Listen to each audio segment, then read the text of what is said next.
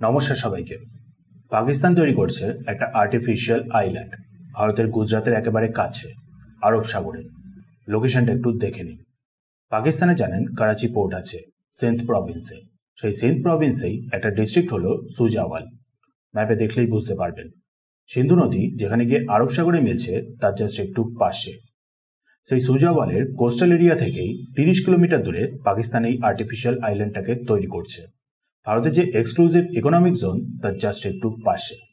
But কী কারণে তৈরি করছে অ্যাকচুয়ালি অয়েল ড্রিল করার জন্য।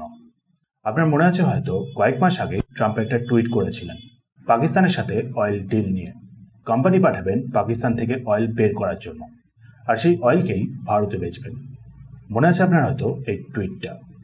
নাও এই কারণেই পাকিস্তান ডেভেলপ করছে একটা আর্টিফিশিয়াল আইল্যান্ড আরব সাগরে। নাও এখন আগে ইস্যুগুলোর ব্যাপারে জেনে নিন, জেনারেল ইস্যুগুলো। দেন তারপর ভারতের এর ফলে কীভাবে প্রবলেম হতে পারে সেগুলোতেও আসছি। সবার প্রথমে তো পাকিস্তান বের করার চেষ্টা করছে অয়েল, যেখানে সবাই জানে পাকিস্তানে কোনো তেল নেই। 2019-এও তখনকার পিএম ইমরান খান এই সেম জিনিসটাই করেছিলেন ডোনাল্ড ট্রাম্পের সাথে। তখনও কোনো কিছু পাওয়া যায়নি।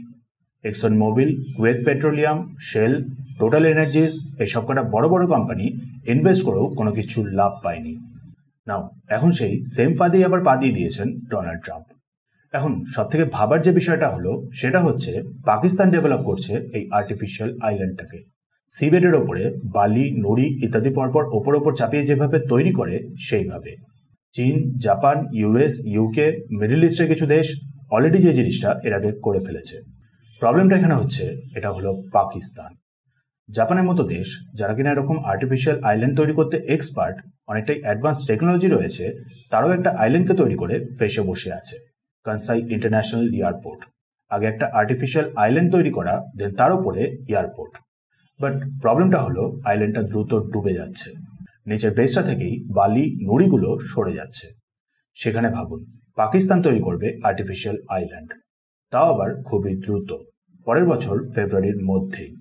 বড়সড় চান্স আছে একটা বিশাল ডিজাস্টার হয়ে যাওয়ার।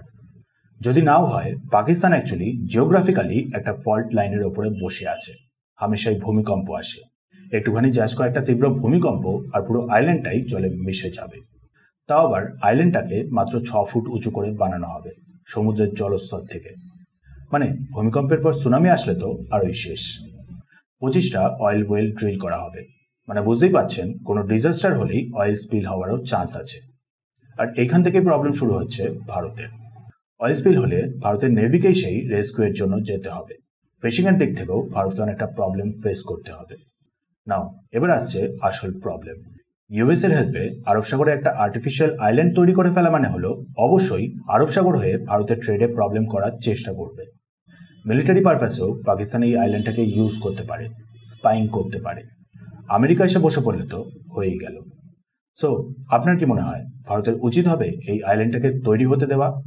পাকিস্তানও কি আদৌ পারবে এই আইল্যান্ডটাকে তৈরি করে প্রপার অয়েল বের করার কাজে লাগাতে বা মিলিটারি পারপাসে ইউজ করতে? কমেন্টে জানাবেন।